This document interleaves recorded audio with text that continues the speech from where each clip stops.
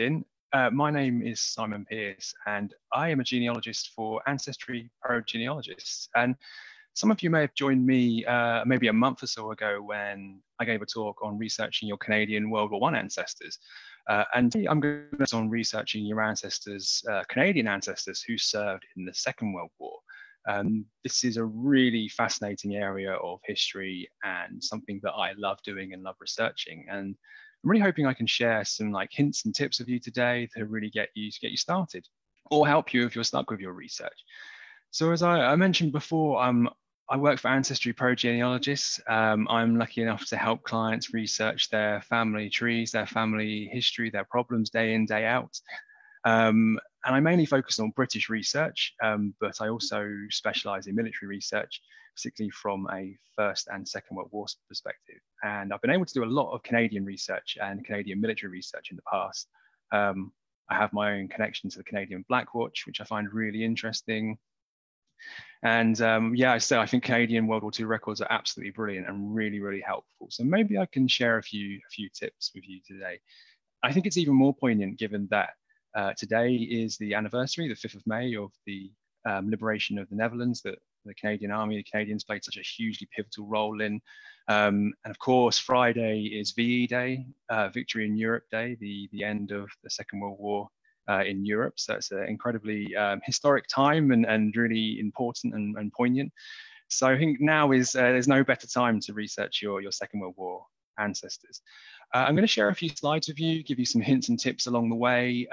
Don't worry if you miss a slide or a bit of information. We'll try and find a way of sharing the slides afterwards so that you can have a look back over them if it goes a little bit quick for you.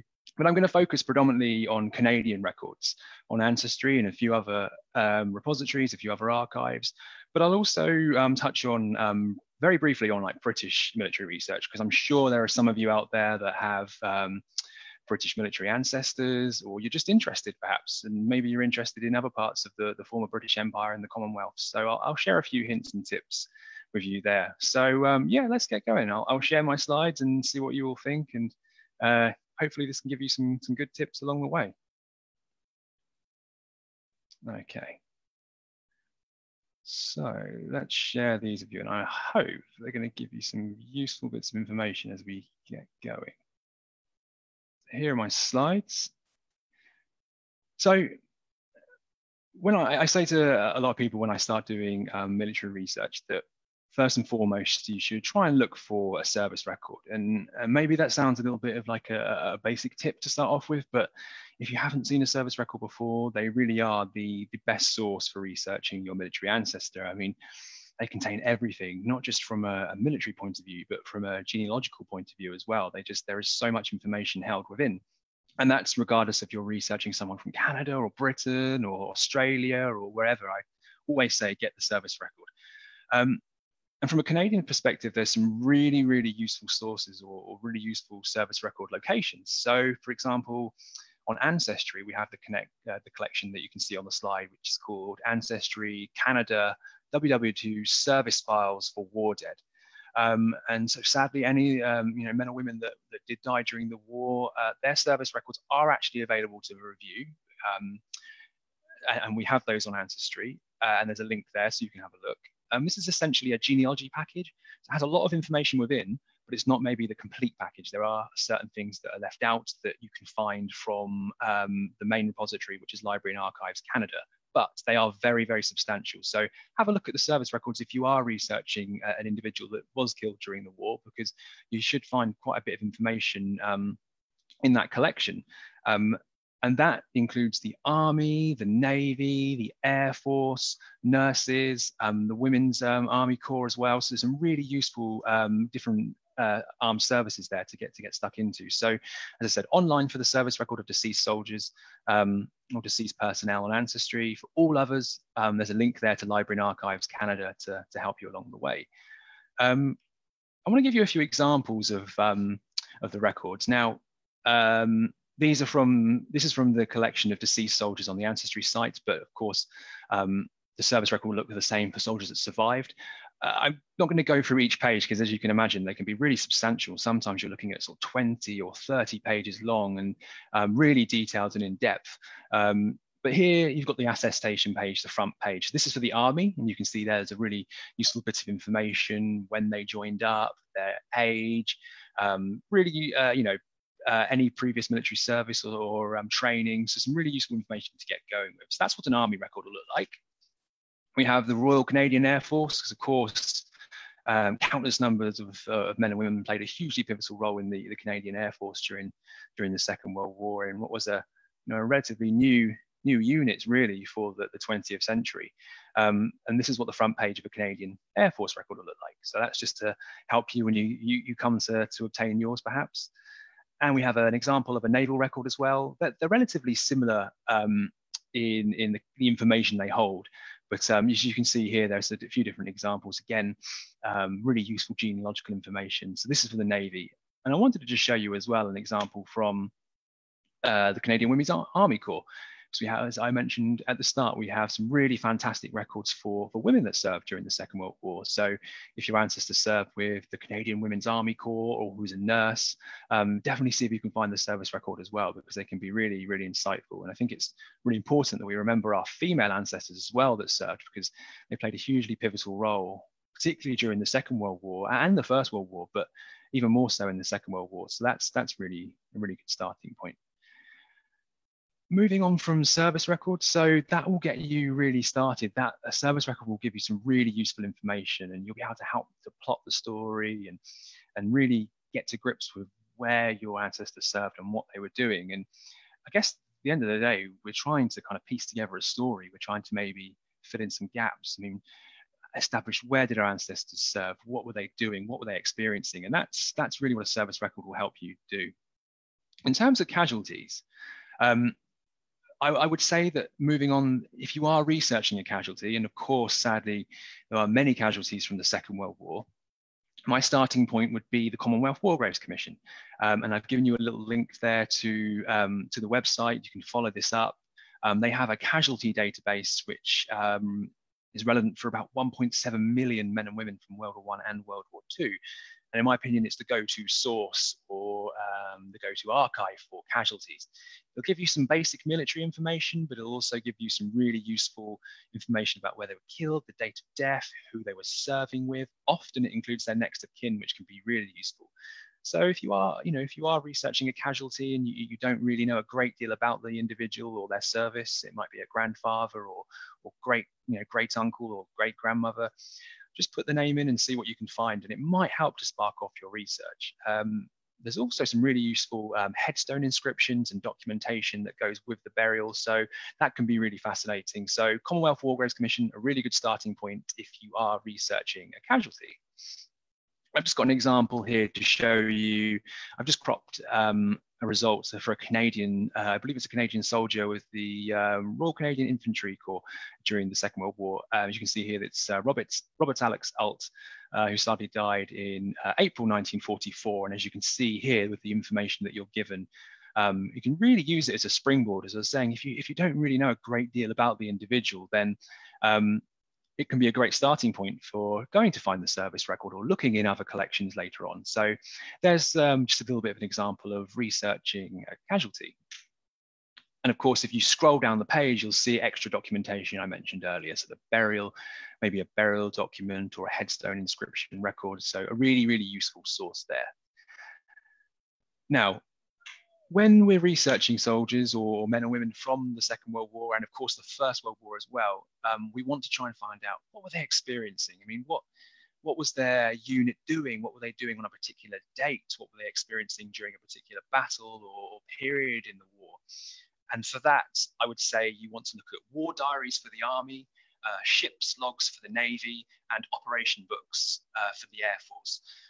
These are incredible. These will give you a day-to-day account of what the unit was doing. So maybe it's the battalion that your ancestors served with, the ship, the squadron in the Air Force. They are absolutely amazing. And I can't recommend enough that once you have a little bit of information about your ancestor, once you have some dates, try and get hold of the records I just mentioned, because they really will help to really open up your research and give you another layer to context on what was going on. And I'll show you in a moment where you can find these sources. So for Canadian units, go to Library and Archives Canada, and I've given you a link there that you can follow up. The LAC, Library and Archives Canada, has a really great collection of these records. So war diaries for the Army, ship's logs for the Navy, and operations books for the Air Force. And some of the Army and Air Force records have been digitized on the LAC partner site, Heritage.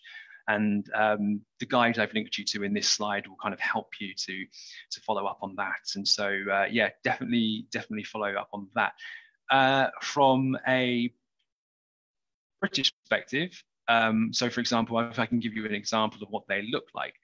So this, I believe, was a unit. This is a war diary for, I believe it was a Canadian armored unit I was looking at a couple of days ago. It was really interesting. I look at so many of these and you can get really like swept away and read pages and pages because the information is just so fascinating.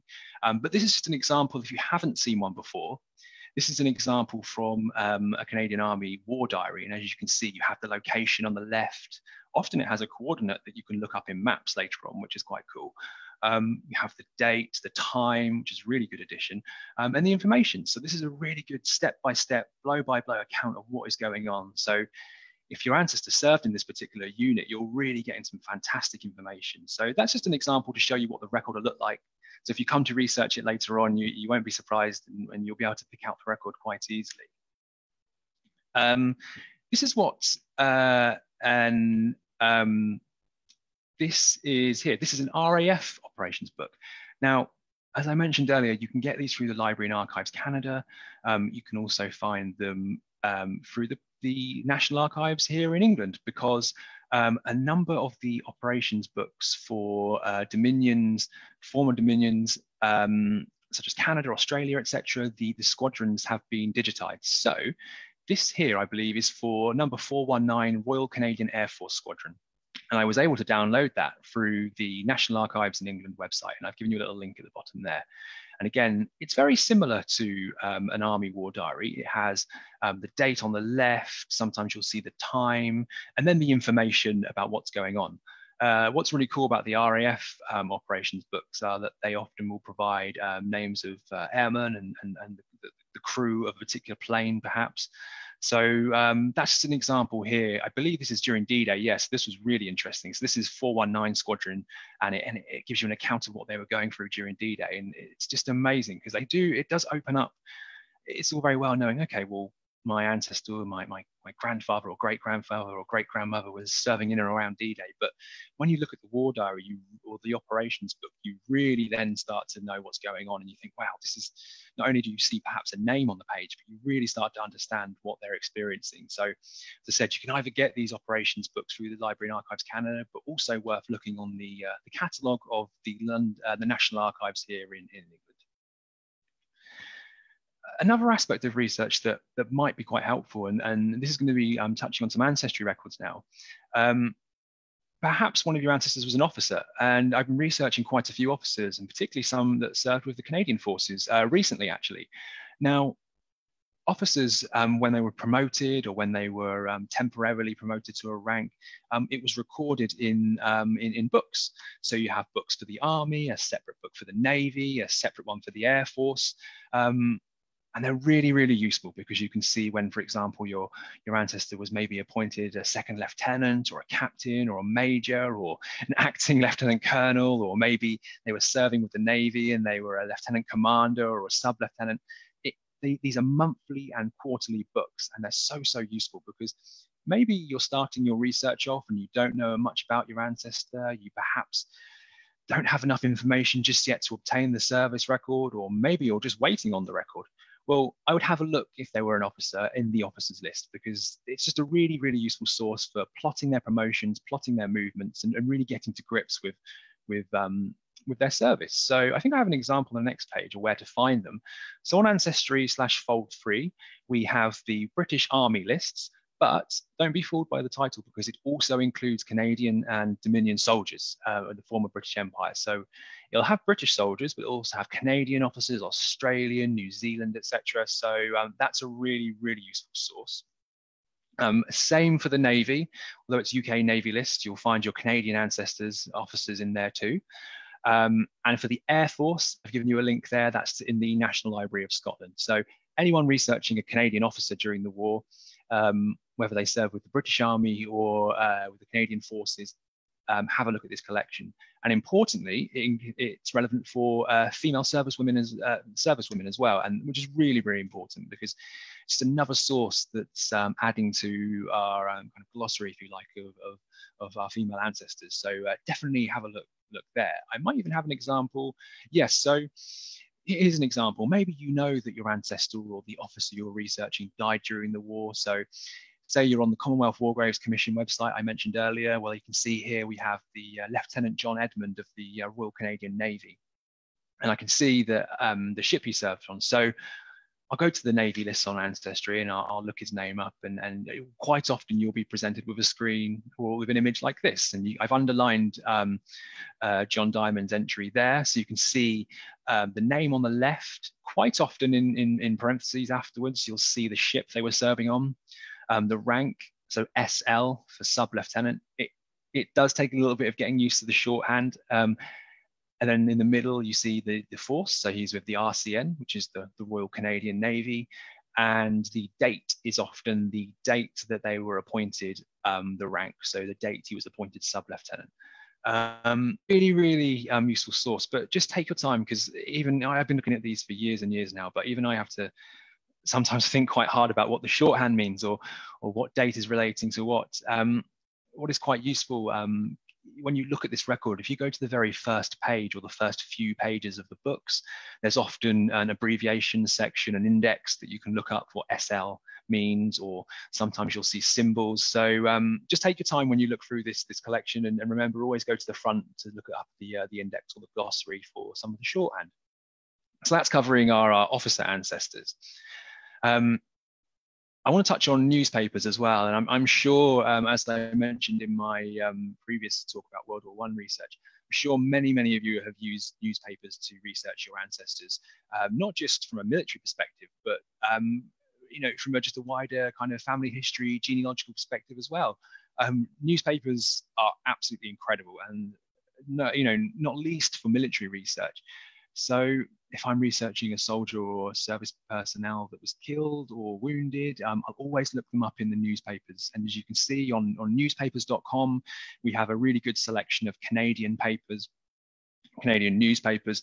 And I always run the name through, but not necessarily just if someone died. I mean, often you'll see in local newspapers references to men or women that joined up, perhaps regarding a promotion, if they were commended for gallantry, or just, I've even seen newspapers that publish letters written home by service personnel, which is quite poignant as well. So that's always worth doing. Now, the example I have here, again, I'm going back to Lieutenant John Edmund Diamond, who we've just been looking at in the casualty database and in the Navy lists. Now, I just looked his name up and I found him a very short extract, but just a quick reference sadly to his death. But it also contains some really useful genealogical information, and often you might see a little bit of extra information about what happened. So always remember to run names through newspapers. Another example here, I was researching the Canadian Women's Army Corps, again, a really important unit from the Second World War. And there was a really cool article here about some of the women that served with the unit and what they were doing and their promotions. So, as I said, you never know what you're going to find in a newspaper. You don't know. It doesn't matter if your ancestor was a private or a sergeant or a colonel. Just always have a look in newspapers, because you really don't know what you're going to find. I was researching, I think it's the Canadian Black Watch. I have a connection to this unit during the Second World War, and I found a really interesting article, I believe from 1942, of a new battalion within the Black Watch that had been raised, and it had some great photos here of the different officers that had been listed and joined up for service with the Black Watch and in this new battalion. And again, it was really like visually very impressive as well, and it'd be quite moving and poignant if that was, you know, one of those faces was your ancestor. So, as I said, newspapers are an absolutely amazing source for research. Now, I want to talk about one of my favorite Second World War collections, and this one here relates to prisoners of war. if you have an ancestor that was a prisoner of war, please leave us a comment on the video, or share with the community, because it was really interesting last time round when we were talking about World War I, just hearing your comments or reading over them afterwards, and the different stories about your ancestors. So yeah, please share if you've used this collection, if you found your ancestors before, because it is absolutely amazing. So this is available on Ancestry and Ancestry. You can search for it, and the images are on fold free there. And I've given you the name of the database. It's a really, really useful collection for prisoners that were held in Europe and in Asia. Of course, because Canadian soldiers, they served all over the world, in Europe, in the Far East, service in North Africa, and in the air, land, and sea. I mean, Canadian soldiers, just like the First World War, respected by their allies and feared by their enemies, and just played such a hugely pivotal role. And so this, if you do have an ancestor that was a prisoner of war, I can't stress enough, definitely have a look through this collection, and just have a look if you're interested, because some of the records are visually very impressive as well. Now, it says UK Allied prisoners of war, but it contains references to soldiers from the former British Empire. So, of course, Canadian soldiers too. And that's not just officers, it's other ranks, private, sergeant, lance corporal, etc. And it allows you to really work out when, where your ancestor was held. Sometimes it tells you when they were captured, the camps they were posted to. I'd say that the records for prisoners in the Far East are a little bit more detailed than records relating to those held in Europe, but just finding out the camp that your ancestor was held in was really useful. And sometimes you'll see multiple references, so don't just perhaps expect to find one. Sometimes you might find 2, 3, 4, 5 references to a person in the collection. So have a little bit of a play around, start trying to put together a timeline, and I'll give you a few examples of what they look like. So this is for your Canadian soldiers held in Europe, and this is just the front page of the booklets that you can search through. As you can see, it's Canadian Army personnel held in Germany and German occupied territories.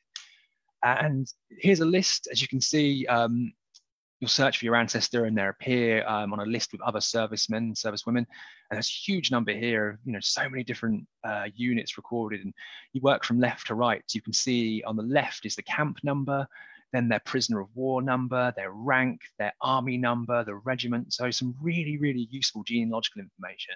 Perhaps you've got a service record already, or a little bit of information that can help you to pin them down in this collection. But it is a really, really amazing source. As you can see on the left-hand side, the camp number, sometimes it's 4D or 7A or just a number.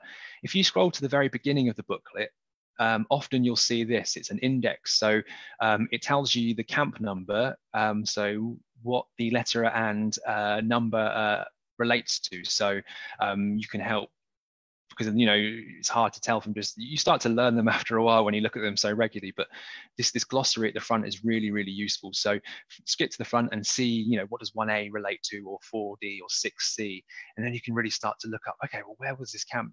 Where was it located? Are there maps available? Are there any other records online in archives that I can find relating to the camp? What was life like there? So that it can really spark off other areas of research and just start to really fill in the gaps, because I find quite often that particularly when I look at British service records, if an individual was a prisoner of war, sometimes it will just say prisoner of war and maybe just Germany or Far East or Japan. It might not actually tell you the specific camp. So this collection can really add to our knowledge and our understanding of Second World War research into prisoners of war. So definitely have a look if you have a prisoner of war ancestor. As I mentioned, records relating to prisoners in the Far East are far more detailed. And as I said, they're visually very, very impressive as well. So here is John Goodman, who was a gunner with the 9th Coast Regiment Royal Artillery. So he was a Canadian that was actually serving with the British Army, which you see quite often. And the level of genealogical information and military information available is amazing. And often they're front and back, the cards. Sometimes you might have to do a little bit of translation of the Japanese writing and the symbols, but that can add to the fun and the challenge. As you can see here that he was captured on the 17th of February 1942, which is around the time of the fall of Singapore, just after the island fell, and incredibly poignant and difficult time for the British Army and the Allies. But it's a really amazing source. Sometimes with the numbers, you might have to go online and find a translation site or a website that helps you translate numbers from the symbols into kind of Western dates. But again, you do start to pick up a few, you do start to understand what the symbols relate to after a while, and it kind of adds to the fun of it. So Prisoners of War, this collection is absolutely vital. So I'm sure a number of you do maybe have ancestors that were prisoners. Another collection I want to talk about related to prisoners, and these might not be relevant for everyone, but if you do find your ancestor in this collection, it can be incredibly rewarding and very poignant. This is a collection held by the National Archives here in England. I've given you a link to the catalogue where you can look up the collection, but basically it's liberated prisoner of war interrogation questionnaires. It sounds like quite a mouthful, but in 1945-46, when prisoners of war were, or in 1945 rather, when prisoners were repatriated, between about 1945 and 6, they were interviewed by the War Office. And this is British and Commonwealth prisoners, and they were interviewed about their experiences, where they were held, any kind of war crimes they might have experienced or seen, any escape attempts or acts of sabotage.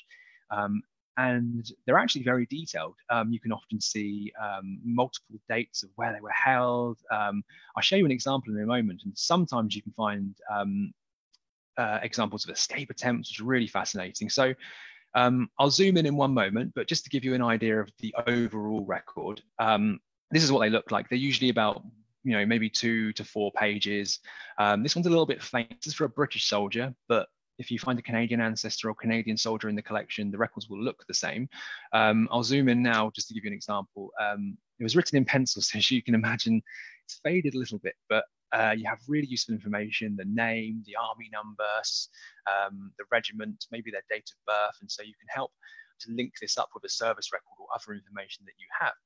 And you can see where there's very detailed information here about the camps the soldier was held in, any hospitals, the dates, other officers, maybe the camp leaders, really, really useful information. There were this individual didn't carry out any escape attempts himself, but he witnessed a bit of sabotage in dissecting airplane parts and damaging machinery, which is quite interesting. So doing their kind of bit as well. So this is a really, really useful source. If you have got an ancestor who was a prisoner of war, just have a look in this collection and see if you find them. Finally, on prisoners of war as well, and we'll move on to a different subject in a moment, but you can also go on to the International Committee of the Red Cross. They sporadically do research throughout the year. They have quotas, so once they've hit that quota, it has to go on pause, but they might have some extra documentation on your ancestors. There's a link there to go through the Red Cross who administered prisoners of war during the Second World War. Now, medals. This is quite an interesting area of research as well. Medals for Canadian personnel and British personnel can still be applied for if the individual didn't apply for them or if they were never issued. Before we get onto that, we have a really, really interesting collection on ancestry called the Canada Military Honours and Awards Citation Cards. And this is for 1900 to 1961, and they're for awards of gallantry. So they don't contain sort of your standard campaign medals for the war, but they will do if someone was awarded the Military Cross or the Military Medal, or were mentioned in dispatches, or even for OBEs, I believe, and in the King's birthday list. So have a look in here if you think your ancestor was awarded for gallantry during the Second World War, because when you do find a citation, a card with the information, it is absolutely amazing. I'll give you a little example here just so you can see what they look like.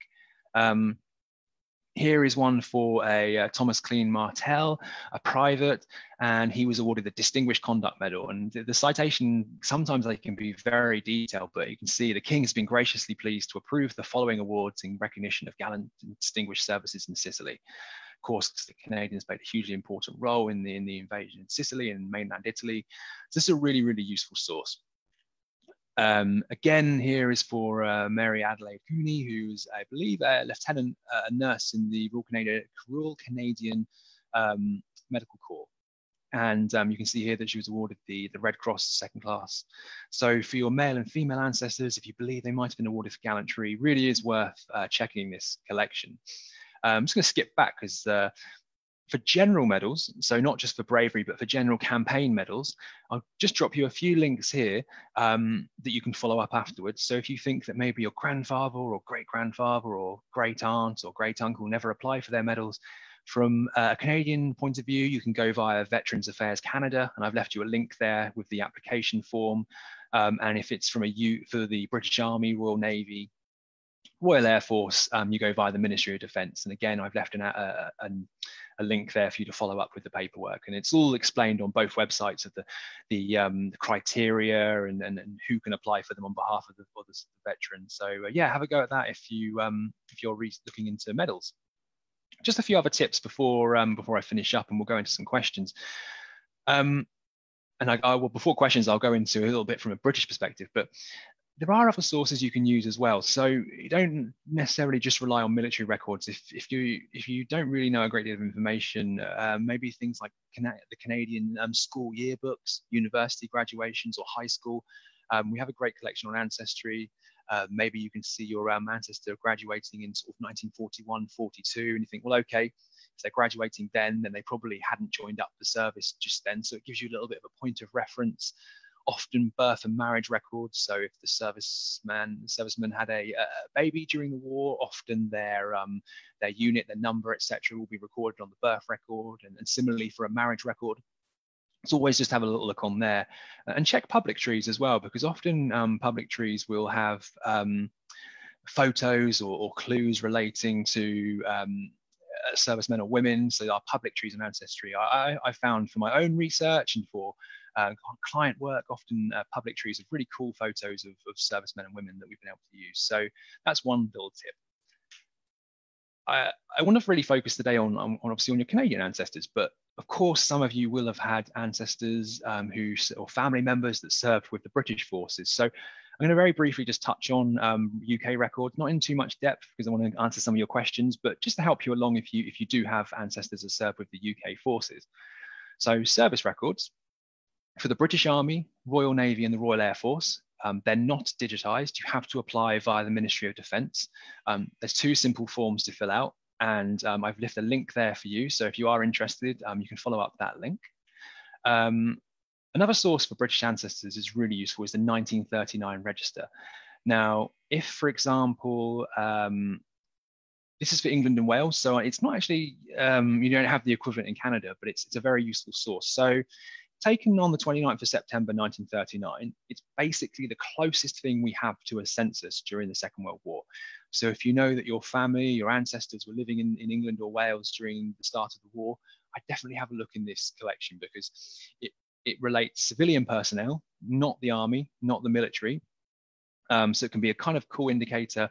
Okay, if they're not appearing in the 1939 register and you sort of think, okay, they should have been living at this address, can be quite a good indicator that they joined up the service.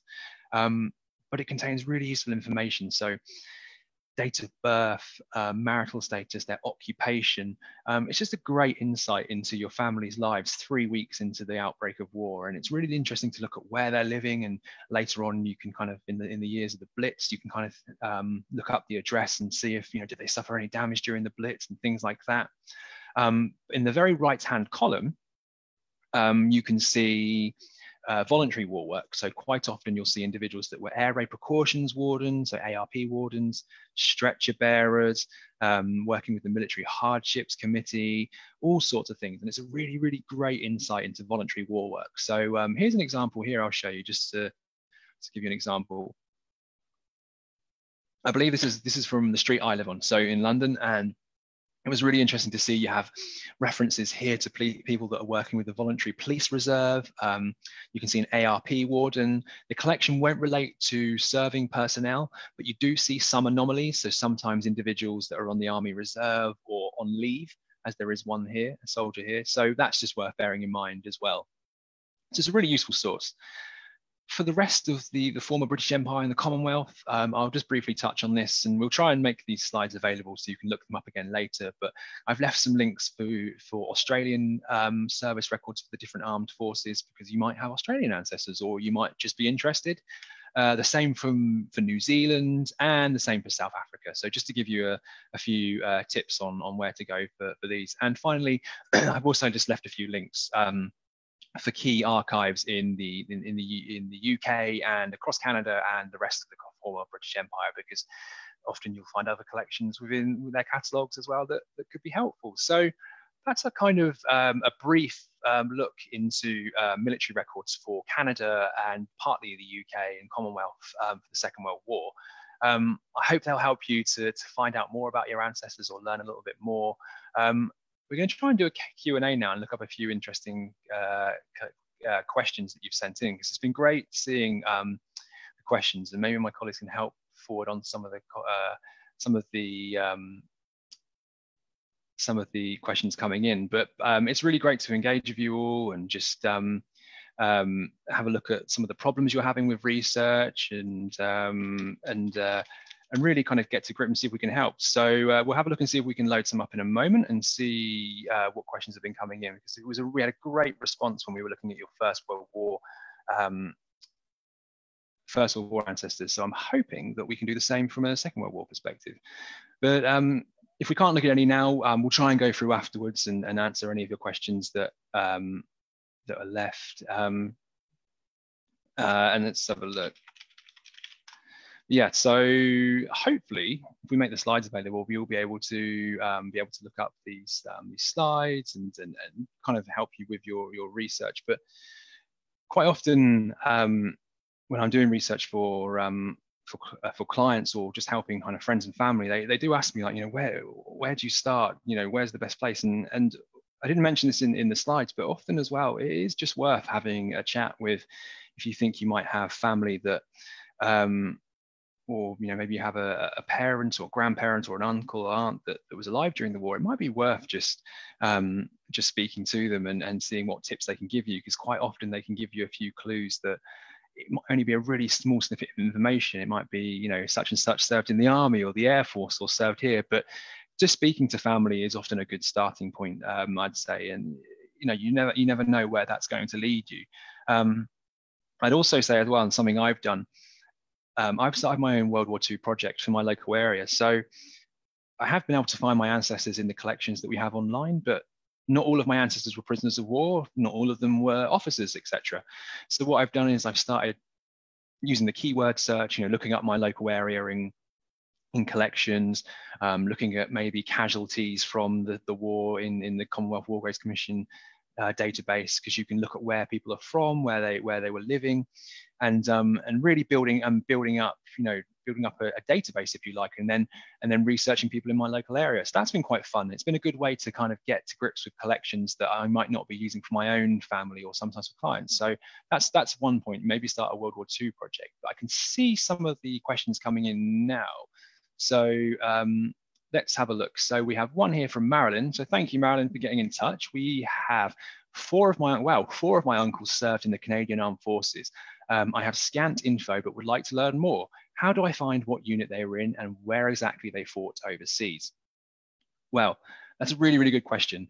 If that was me, Marilyn, what I would do first is I would write down the names or look in the tree and get the names of your uncles, get them organized, and then think, okay, I need to get a service record. So you're saying here it's the armed forces. So if they survived, I would get onto Library and Archives Canada and the link that I provided in the PowerPoint, and you can make an application for the service record.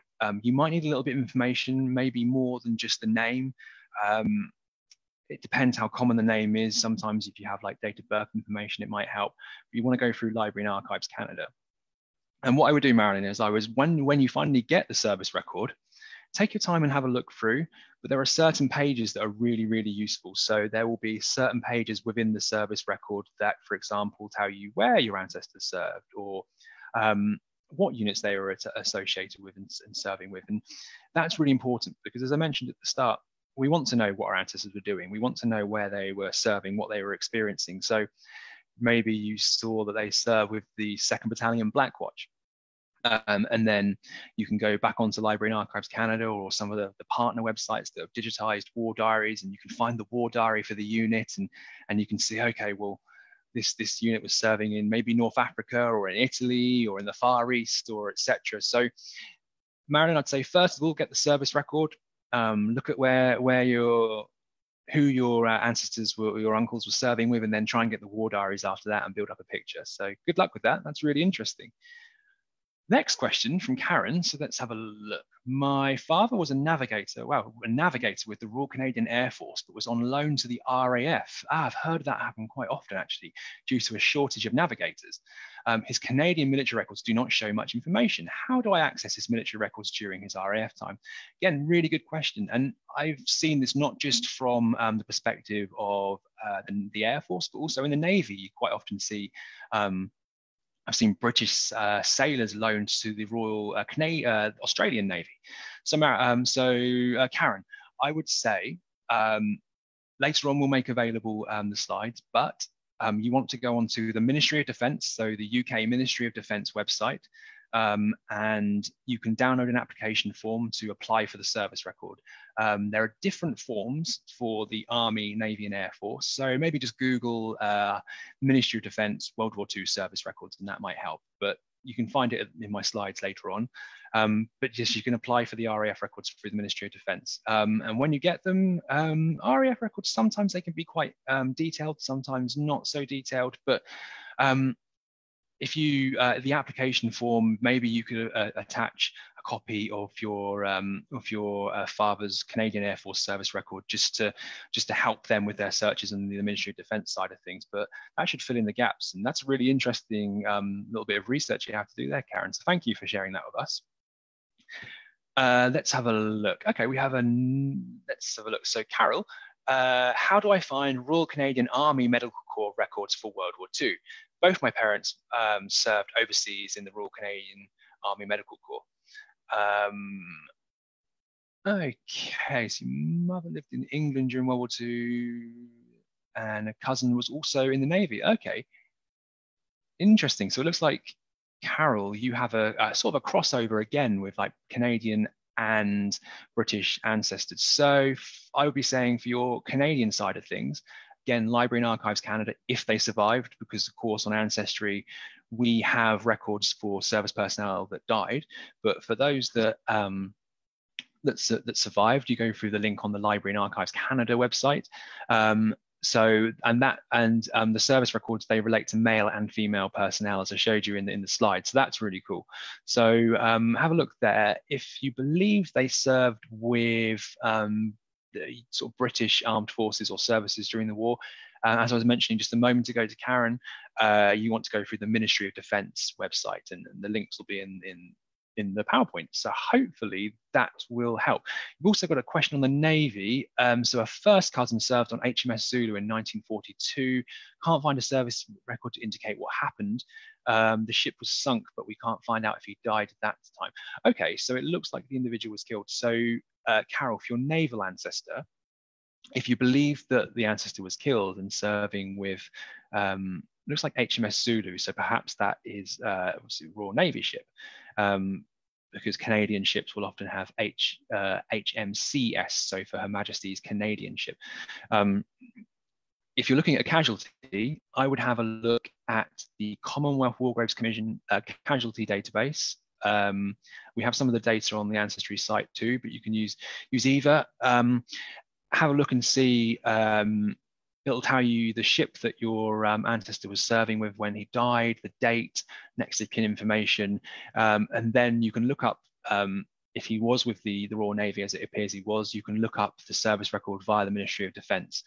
But I'd also suggest having a look for the ship's log, because they are absolutely amazing. You know, as I said, it's the day-to-day account of what the ship was experiencing. So I would go onto the National Archives in England, their catalogue, using the links I've provided in the PowerPoint, and see if you can find the ship's log there and get a bit of an insight. So it looks like you've got quite a bit of research to do there, Carol, but thank you for sharing that with us. Another question. These are coming in. Thank you so much to everyone that's sharing the questions, because it really is interesting to read your different aspects of World War II research. Okay, what we here? So Terry, you know both of your grandfathers served, both for Canada during World War II, but you've been unable to locate any records on Ancestry. Well, that might well be because if your ancestor survived, the records may still be with Library and Archives Canada, because it is actually an interesting point you bring up, Terry. It is quite difficult. When we look at the First World War, for World War One, for example, we've been really lucky that there are so many records online, because of course there are no combatants left from First World War, and so data protection or the equivalent in Canada doesn't come into play with World War One records. But in Second World War, of course, some individuals may still be alive, and so the records aren't as freely available at the moment. So it would probably be, Terry, that your ancestors, if the service records, are most likely held at Library and Archives Canada. So I would get onto the catalogue that I mentioned earlier, and you can look up the links in my PowerPoint, or just Google Library and Archives Canada, Second World War service records or personnel files, and that should help you. But there are other sources you might be able to use. So as I mentioned earlier, I'd probably have a look on newspapers.com, the Canadian newspapers, and just run the names of your ancestors through there. You never know what might come up. If they were officers, have a look in the army lists that I mentioned. You might be able to plot their movements there. So that could be a bit of a starting point. Let's have a look at the next one. So Nadine, that's the next question. So Nadine, my grandfather was in the Canadian Navy from 1943 to 1945. And he was sunk near the UK, and he was injured and convalesced somewhere in Scotland. Of course, really important Scottish naval bases in the war as well. So you have requested a full copy of his military records from Library and Archives Canada. But are there UK records that would also contain references to his stay? Quite possibly. Of course, we have to take into account that sometimes it does take a little while, for the service records to arrive. It's worth it when they arrive, I promise you. I would say that from a UK perspective, I have to think about that. I think that the information that you're really going to get is going to be in the service records, because I find Canadian personnel, service records are far more detailed than their British equivalents. Not always, but quite often. So I think in terms of his convalescence, I'd have a look at the service record. I mean, sometimes at the National Archives, you might find hospital, maybe admission records for the particular hospital, if you know it, in archives. But if I'm honest, I think the service record is really going to hold the information. But to go back to what I was saying a moment to Terry's question, it might be worth you looking him up, your grandfather up in newspapers, and I would have a look at British and Canadian newspapers, because you never know. There might have been a reference to him convalescing. You might be a reference to his ship that was sunk. So I'd have a look there in newspapers too. But that is really interesting. You'll definitely want to, if you know the name of the ship, you could always start by trying to find the ship's log at LAC. Or even just Googling online to see if there's been any of the logs digitized, or any, sometimes you see like projects online where enthusiasts have done research on ships that have been sunk. I think there's one called shipwreck.eu or something along the lines. That's quite good for naval ships that were sunk in the war, because it can show you where they went down and help to plot the movement. So yeah, I think for you, Nadine, the service record is going to be where the key information for you is. Let's have a look at the next question. Linda, what does it mean when the indication is this record is officially closed? I'm seeing that more and more now. Right. I think that's a reference to the 1939 register. And I should actually, yeah, that's a really good question. I should have mentioned that when I was talking about it earlier. So thank you for bringing that up, actually. That's really useful. So Linda is referencing the 1939 register in England and Wales. And do you remember I mentioned it earlier? It's the closest thing we have to a census in the war. Now, I should have mentioned that it does not include the military, but it also, anyone that is still alive or whose death hasn't been confirmed through our research, they are redacted. So there's a black strip and it says this record is officially closed. And that, again, is for data protection, because of course there are going to be people that are still alive that may appear in the 1939 registers. So the best efforts have been made to have their names redacted. So my grandparents don't appear in the record. They're redacted as well, and they're still alive, but you can see the deceased members of the household in there in the register. So Linda, that means this record is officially closed is a reference to the 1939 register. So thank you for bringing that up. That's really useful. Fraser has asked, I discovered from researching history of the Loyal Edmondson Regiment that some personnel files were kept in Cairo during the war. Where would these records end up after the war? I have to admit, I haven't come across that myself. I find that, I mean, it might be possible. I'm under the impression that all personnel files were kept in Canada by the Library and Archives Canada. So I would get in touch with LAC. I would, if you haven't had any luck finding the service record that maybe it's been missing, but I haven't come across that myself, to be honest, Fraser. I would have a look in Library and Archives Canada and see if they hold it there. So let's have a look. We have a few more questions coming through. It's quite useful. One from Clara. Where would you find records for the Merchant Marines for World War II? Now that is a really good question. Of course, the Merchant Navy, the Merchant Marines played a hugely important role during the war. I mean, particularly not just from a British perspective, but from the rest of the Commonwealth. But we here in the UK relied so heavily on the Merchant Navy for, as an island, delivering goods to us from all around the empire, around the world, from the United States, and incredibly brave individuals, not just braving braving nature and the sea, but enemy activity as well. So really good question there, actually, Clara. Now, I believe that I find Merchant Navy research quite interesting, but it is difficult. I must admit, I find it quite hard. But I'm under the impression that Library and Archives Canada holds personnel files or personnel cards for Merchant Marines. So I would have a look. On the catalogue and see. They should have a piece on Merchant Navy research. They might not have digitized anything, but it might be you have to take a trip into the archive or have a researcher go there for you. If I'm quite certain that Merchant Marines, yes, they if they died in service, they're commemorated by the Commonwealth War Graves Commission if they died as the result of enemy activity. So if you're researching a casualty, Commonwealth War Graves Commission could be a good site. Our gallantry awards that I mentioned earlier for Canadians, because there were a number of merchant seamen that were commended for gallantry, so it might be worth consulting that collection. From a British perspective, the Merchant Navy records, you can often find them at the National Archives.